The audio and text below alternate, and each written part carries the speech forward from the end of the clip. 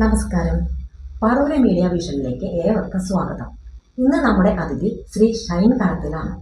ഇദ്ദേഹം നിലവിൽ consumer protection council member എന്ന നിലയിൽ സർക്കാരിൻ്റെ പ്രതിനിധിയായി പ്രവർത്തിക്കുന്നു. കൂടാതെ ഭക്ഷ്യസുരക്ഷ സ്റ്റേറ്റ് ലെവൽ അഡ്വൈസറി മെമ്പറായും ഇദ്ദേഹം പ്രവർത്തിക്കുന്നുണ്ട്. സ്വാഗതം ശ്രീ ഷൈൻ കളത്തിൽ. താങ്കൾ സാമൂഹ്യ രംഗത്തേക്ക് കടന്നു വരാനുള്ള സാഹചര്യങ്ങൾ എന്തൊക്കെയായിരുന്നു? ഞാൻ ആദ്യമായി SNDP യൂത്ത് മൂവ്മെൻറ്റിൻ്റെ കേന്ദ്രസമിതി അംഗമായിരുന്നു. പിന്നീട് ഞാൻ ശിവഗിരിയുടെ ശ്രീനാരായണ ധർമ്മ സംഘം ട്രസ്റ്റിൻ്റെ ഗുരുധർമ്മ പ്രജനസഭയുടെ ആദ്യകാല ജില്ലാ ജോയിൻറ്റ് സെക്രട്ടറി ആയിട്ട് പ്രവർത്തിച്ചു, എറണാകുളം ജില്ലയുടെ. അതിനുശേഷം ആണ് വ്യാപാരികൾ ഉപഭോക്താക്കളെ ചൂഷണം ചെയ്യുന്നു എന്ന് കണ്ടപ്പോൾ അതിനുവേണ്ടി പ്രതികരിക്കാൻ വേണ്ടി 2013 ദേശീയ തലത്തിൽ ഒരു ഉപഭോക്തൃ ഓർഗനൈസേഷൻ രൂപീകരിച്ചു. ആ ഓർഗനൈസേഷൻ്റെ president retired judge Shanthakumari Menon CBIയിൽ ഉണ്ടായിരുന്നവരായിരുന്നു. അതിനുശേഷം റിട്ടയർഡ് ജഡ്ജി സോമൻ സാറാണ്. അപ്പോൾ 2 കാലഘട്ടത്തിൽ ഞാൻ അന്ന് മുതൽ വൈസ് പ്രസിഡൻ്റായി പ്രവർത്തിച്ചു. അങ്ങനെ ഈ ഉപഭോക്താക്കൾക്ക് വേണ്ടി ഒരു ദേശീയ തലത്തിൽ ഓർഗനൈസേഷൻ രൂപീകരിച്ചു. അഡ്വക്കേറ്റുമാരും മറ്റ് റിട്ടയർഡായ ഉദ്യോഗസ്ഥരൊക്കെ ഉണ്ട്. അങ്ങനെ അവരെയൊക്കെ ഉൾക്കൊള്ളിച്ചുകൊണ്ടാണ് ഇതിലേക്ക് നമ്മൾ ഈ പ്രവർത്തനങ്ങൾ തുടങ്ങിയത് ദേശീയ തലത്തിൽ. ഇപ്പോൾ ഇന്ത്യയിൽ പല ഭാഗത്തും മെമ്പർമാരും ഒക്കെ ഉണ്ട്. ഉപഭോക്താക്കളുടെ ആവശ്യങ്ങൾക്ക് വേണ്ടി പലതും സർക്കാരിലേക്ക് സമ്മർദ്ദം ചെലുത്തി അങ്ങനെയാണ് ഈ രംഗത്തേക്ക് കടന്നു വരുന്നത്. താങ്കൾ food and safety state level council മെമ്പറും കൂടിയാണല്ലോ. അപ്പോൾ അതിൻ്റെ പ്രവർത്തനങ്ങളെക്കുറിച്ചിട്ട് ജനങ്ങൾക്ക് എന്തൊക്കെ ചെയ്തു കൊടുക്കാൻ പറ്റുന്നുണ്ട്, അതൊക്കെ ഒന്ന് പറയാമോ? അതായത് ഫുഡ് ആൻഡ് സേഫ്റ്റി സ്റ്റേറ്റ് ലെവലിൽ ഇന്ത്യ തലത്തിൽ വരുന്നതിൽ ഒരു രൂപീകരിച്ചപ്പോൾ അതിൽ 9 പേരാണ് മെമ്പർമാരുള്ളത്. അതേമാതിരി സ്റ്റേറ്റ് ലെവലിൽ committee member, advisory committee member എന്ന നിലയിൽ ഞാനും പുറത്തുനിന്ന് വേറെ 3 പേരെ പുറത്തുനിന്നുള്ളൂ. ബാക്കിയെല്ലാം ഉദ്യോഗസ്ഥരാണ്. 12 പേര് അതിലടങ്ങുന്നത്. അതിൽ ഹെൽത്ത് മിനിസ്റ്റർ ആയിരിക്കും അതിൻ്റെ ചെയർമാൻ, പിന്നെ കൺവീനർ ഹെൽത്ത് സെക്രട്ടറി ആയിരിക്കും. അങ്ങനെ ഇത് പ്രവർത്തനത്തിൽ കൗൺസിൽ കൂടുമ്പോൾ നമ്മളിപ്പോൾ ഭക്ഷ്യസുരക്ഷയുടെ കാര്യങ്ങൾ, അതായത് ഇപ്പോൾ മഴക്കാലമാകുമ്പോൾ വളരെയധികം ഹെൽത്തിന് പ്രോബ്ലമുള്ള ഭക്ഷണങ്ങളൊക്കെ അത് വൃത്തിയില്ലായ്മ അതൊക്കെ ആയിട്ടാണ് തരുന്നത്. അപ്പോൾ അതിനൊക്കെ നിർദ്ദേശങ്ങൾ നമ്മൾ നൽകും.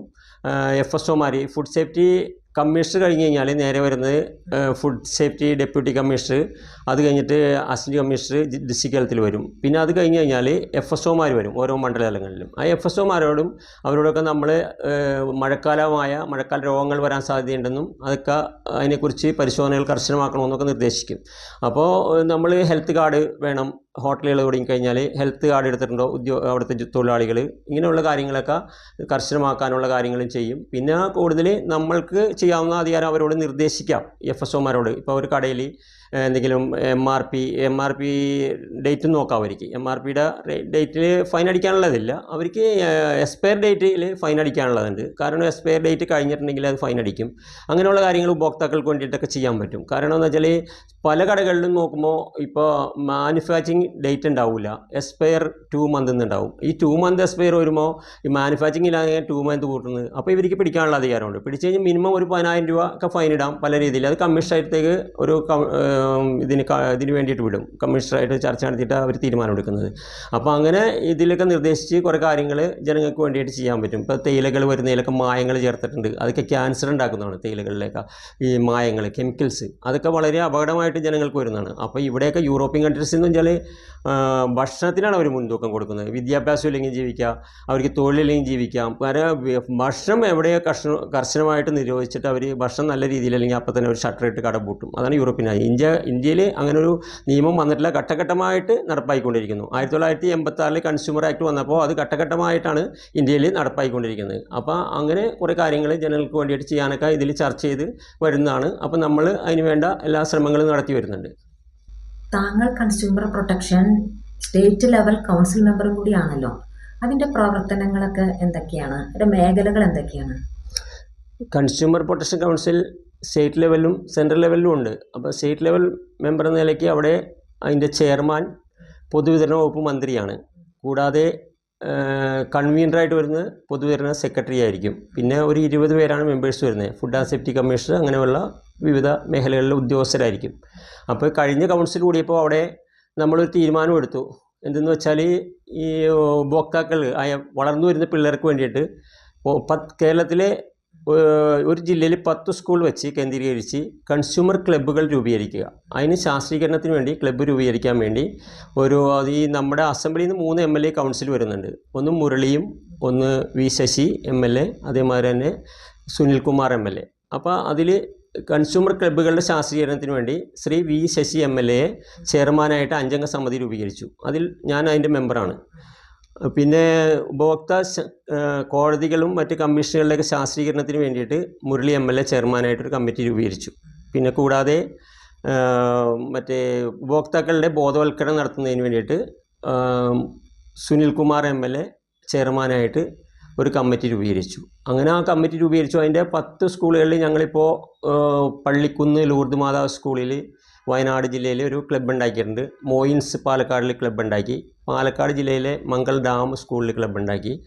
അതിൻ്റെ പ്രവർത്തനങ്ങൾ നടന്നു വരുന്നുണ്ട്. അതേമാതിരി ഓർഗനൈസേഷൻ വഴി ക്ലബ്ബ് ഉണ്ടാക്കാനാണ് പറയുന്നത്. കൺസ്യൂമർ ഓർഗനൈസേഷൻ കുറേ ഉണ്ട് അഫയേഴ്സിൽ രജിസ്റ്റർ ചെയ്ത്. അവരോടൊക്കെ അഭ്യർത്ഥിച്ചിട്ടുണ്ട് ഇങ്ങനെ നിങ്ങൾ ക്ലബ്ബുകൾ രൂപീകരിക്കണമെന്ന്. കാരണം 9ാം ക്ലാസ്സിൽ സോഷ്യൽ സയൻസിൽ പഠിക്കാനുണ്ട് കൺസ്യൂമറിനെ കുറിച്ച്. അപ്പോൾ അത് പഠിച്ചു കഴിഞ്ഞിട്ടുണ്ടെങ്കിൽ പിള്ളേർക്ക് കുറച്ച് പിള്ളേരാണ് വളർന്നു വരുന്നവർ ഇത് അറിഞ്ഞിരിക്കേണ്ട കാര്യങ്ങൾ. കാരണം കൺസ്യൂമർ എന്താണെന്ന് പിള്ളേർ അറിയണം.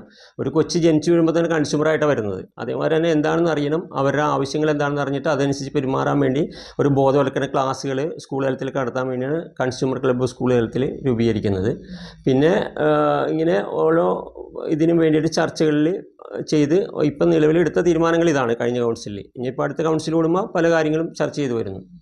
ജില്ലാ കളക്ടർ ചെയർമാനായും വിജിലൻസ് DYSP കൺവീനറായും പ്രവർത്തിക്കുന്ന വിജിലൻസ് കമ്മിറ്റിയിലെ മെമ്പറാണല്ലോ. അപ്പോൾ അതിൻ്റെ പ്രവർത്തനങ്ങളെക്കുറിച്ചൊക്കെ ഒന്ന് വിശദീകരിക്കണം. വിജിലൻസ് കമ്മിറ്റി എന്ന് പറയുന്നത് ഇപ്പോൾ 3 മാസത്തിലൊരിക്കൽ കൂടുന്ന ഒരു കമ്മിറ്റിയാണ്. അപ്പം നമ്മൾക്ക് എന്താണെന്ന് വെച്ചാൽ ജനങ്ങൾക്ക് വേണ്ടിയിട്ട് ഉണ്ടാക്കിയ ഒരു കമ്മിറ്റിയാണ് 2013 സർക്കാർ. അതെന്ന് വെച്ചാൽ ജനങ്ങളെ ബുദ്ധിമുട്ടിക്കുന്ന ഏത് സർക്കാർ സ്ഥാപനങ്ങളിൽ ജനങ്ങളെ ബുദ്ധിമുട്ടുണ്ടാക്കും. നമ്മളിപ്പോൾ ഒരു ആപ്ലിക്കേഷനായിട്ട് നമ്മൾ ഇവിടെ വില്ലേജ് ചെല്ലുകയാണെങ്കിൽ പോക്കുവരവണി ചെല്ലുകയാണെങ്കിൽ അതൊക്കെ ബുദ്ധിമുട്ടുണ്ടാക്കുമ്പോൾ നാളെ മറ്റന്ന് കുറച്ച് നാൾ ബുദ്ധിമുട്ടുണ്ടാക്കുകയാണെങ്കിൽ ജനങ്ങൾക്ക് അതിലേക്ക് വിജിലൻസ് കമ്മിറ്റിയിലേക്ക് പരാതി കൊടുക്കാം. പരാതി കൊടുക്കുമ്പോൾ വിജിലൻസ് DYSP ആ കമ്മിറ്റിയിൽ ഉദ്യോഗസ്ഥരായിരിക്കും മിക്കതും. ആ ഉദ്യോഗസ്ഥരെയൊക്കെ വിളിച്ച് ജില്ലയിലെ എല്ലാ ഉദ്യോഗസ്ഥരും ഉണ്ടാകും. അവർ വിളിച്ചു വരുത്തിയിട്ട് അതിലൊരു തീർപ്പാക്കുന്ന തീരുമാനങ്ങൾ കളക്ടർ അല്ലെങ്കിൽ സബ് കളക്ടറോ ആരെങ്കിലും അതിൽ അധ്യക്ഷനായിരിക്കും. വിജിലൻസ് DYSP കൺവീനറും ആയിരിക്കും. അങ്ങനെ ആ തീരുമാനങ്ങൾ എടുക്കും. ആ തീരുമാനങ്ങൾ എടുക്കുമ്പോൾ ജനങ്ങൾക്ക് പെട്ടെന്ന് ധൃതിഗതിയിൽ കാര്യങ്ങൾ നടക്കാനുള്ളൊരു സംവിധാനമാണ്. അപ്പോൾ ജനങ്ങളിന്നും ബോധവാന്മാരല്ല. കാരണം എന്ന് വെച്ചാൽ എന്താ വിജിലൻസിൻ്റെ ബോർഡുകളെല്ലാം അവിടെ നിന്ന് വെച്ചിട്ടുണ്ട്. പക്ഷേ അത് എന്തിനാണെന്നുള്ളതില്ല. സെപ്പറേറ്റ് ഞങ്ങൾ കഴിഞ്ഞ കമ്മിറ്റി കൂടിയപ്പോൾ ഞാൻ മിനിറ്റ്സിൽ അത് രേഖപ്പെടുത്തി ഇങ്ങനെ എല്ലാ 13 രൂപീകരിച്ച വിജിലൻസ് കമ്മിറ്റിയിലേക്ക് പൊതുജനങ്ങൾക്ക് പരാതി ഉണ്ടെങ്കിൽ ഈ അഡ്രസ്സിലേക്ക് അയക്കുക എന്ന് കൊടുത്തിരുന്നു. അപ്പോൾ അത് ഇന്ന് വരെ ആ സർക്കാർ ഉദ്യോഗസ്ഥർ ആ ബോർഡ് അവിടെ ചെല്ലുമ്പോൾ വെക്കുന്നില്ല. ഞാൻ പല താലൂക്കിലും ചെല്ലുമ്പോൾ അവർ പറയണേ കളക്ടറുടെ അടുത്ത് നിന്ന് അയക്കട്ടെ, വിജിലൻസിൽ നിന്ന് അയച്ചിട്ട് കാര്യമില്ലെന്ന്. അപ്പോൾ രണ്ടാമത് ഇപ്പോൾ കഴിഞ്ഞ കമ്മിറ്റി കഴിഞ്ഞ 2 ആഴ്ച മുമ്പ് കൂടിയപ്പോൾ അങ്ങനെ എനിക്ക് പോകാൻ പറ്റില്ല, അസൗകര്യം ഉണ്ടായിരുന്നു. അപ്പോൾ ഞാനതൊരു ഇതായിട്ട് എഴുതി കൊടുത്തിട്ട് അവർ വെക്കാമെന്ന് പറയണ്ടായിരുന്നു. അത് കളക്ടറെ അവിടെ നിന്ന് അയക്കാൻ വേണ്ടിയിട്ടുള്ള സംവിധാനം എന്തായി നടപടിയെന്ന് അറിയില്ല. അപ്പോൾ ജനങ്ങൾക്ക് വളരെയധികം ഉപകാരപ്പെടുന്ന ഒരു കമ്മിറ്റിയാണ് ജില്ലാ വിജിലൻസ് കമ്മിറ്റി. പക്ഷേ ജനങ്ങൾക്ക് ഇന്നുവരെ ഒരു ബോധവാന്മാരല്ല. പക്ഷേ ജനങ്ങൾക്ക് ഉപകാരപ്പെടുന്ന വിധത്തിൽ അത് സർക്കാർ ഉപയോഗിച്ചിട്ടും ജനങ്ങൾ ബോധവാന്മാരില്ലെങ്കിൽ പിന്നെ നമുക്ക് എന്ത് ചെയ്യാൻ പറ്റും? അങ്ങനെ ഒരു നല്ല രീതിയിൽ പോവുകയാണെങ്കിൽ ആ ഉദ്യോഗസ്ഥരുടെ കുറച്ച് ഇതൊക്കെ നിർത്താൻ പറ്റും. കുറച്ച് കാര്യങ്ങൾ ധൃതിഗതിയിൽ പണികൾ നടത്താൻ പറ്റും. അങ്ങനെ ഒരു കമ്മിറ്റിയാണ് വിജിലൻസ് കമ്മിറ്റി.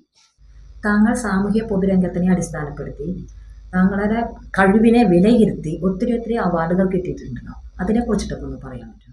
എനിക്ക് പൊതുരംഗത്തായിട്ട് കിട്ടിയിരിക്കുന്നത് ശരിക്ക് തൃശ്ശൂർ വെച്ചിട്ട് ദേശീയ തലത്തിലൊരു 9 വർഷമായി പ്രവർത്തിക്കുന്ന നിരന്തരമായി ഉപഭോക്താക്കൾക്ക് വേണ്ടി പ്രവർത്തിച്ച അതിന് വേണ്ടിയിട്ടൊരു ഉപഹാരം തൃശ്ശൂർ വെച്ച് കിട്ടിയിട്ടുണ്ട്. അവാർഡായിട്ട് തരുന്നുണ്ടായിരുന്നു. ഓർഗനൈസേഷൻ തന്ന തൃശ്ശൂർ ജില്ലയിലൊരു ഓർഗനൈസേഷൻ. പിന്നെ പത്രപ്രവർത്തനം, ഞാനൊരു സ്നേഹഭൂമി മാസികയുടെ സബ് എഡിറ്റർ കൂടിയാണ്. അപ്പോൾ പത്രപ്രവർത്തനം എന്ന നിലയിൽ എനിക്ക് ഒരു ലേഖനത്തിന് തിരുവനന്തപുരം പ്രസ് ക്ലബ്ബിൽ വെച്ച് ഒരു അവാർഡ് കിട്ടുകയുണ്ടായി. പിന്നെയുള്ളത് കണ്ണൂർ വെച്ച് ഉപഭോക്തൃ സേവനങ്ങളെ വിലയിരുത്തിക്കൊണ്ടൊരു അവാർഡ് കണ്ണൂർ അവിടുത്തെ ഒരു ഓഡിറ്റോറിയത്തിൽ വെച്ച് കിട്ടിയിട്ടുണ്ടായി. പിന്നെ അതുമാതിരി കോട്ടയത്ത് വെച്ചിട്ടൊരു കോട്ടയം മുനിസിപ്പാലിറ്റിയും നന്മയും ചേർന്നിട്ടൊരു അവാർഡ് JC ഡാനിയൽ അവാർഡ് എന്ന് പറഞ്ഞൊരു അവാർഡ് കോട്ടയത്ത് വെച്ച് കിട്ടുകയുണ്ടായി.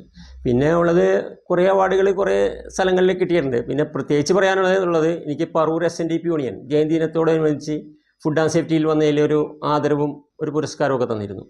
അതേമാതിരി തന്നെ എനിക്ക് പ്രത്യേകിച്ച് ഒരു ഇത് എന്ന് പറഞ്ഞാൽ വലിയ സന്തോഷകരമായ കാര്യം, എൻ്റെ നാട്ടിൽ ഞാൻ പഠിച്ച LP സ്കൂൾ നീർക്കോട് ഉത്സവം എന്ന് പറഞ്ഞൊരു പരിപാടി നടത്താറുണ്ടായി. അതിൽ വെച്ച് എനിക്ക് ഒരു NP മന്മഥൻ അവാർഡ് കണ്ണൂർ കിട്ടിയപ്പോൾ എനിക്കതിൽ അവർ ഒരു ആദരവും ഒരു പുരസ്കാരമൊക്കെ തന്നു. അത് ഏറ്റവും വലിയൊരു സന്തോഷമായിട്ട് ഞാൻ കരുതുന്നു. അതിനെ ഞാൻ ഉൾക്കൊള്ളുന്നു വലിയ സന്തോഷമായിട്ട്.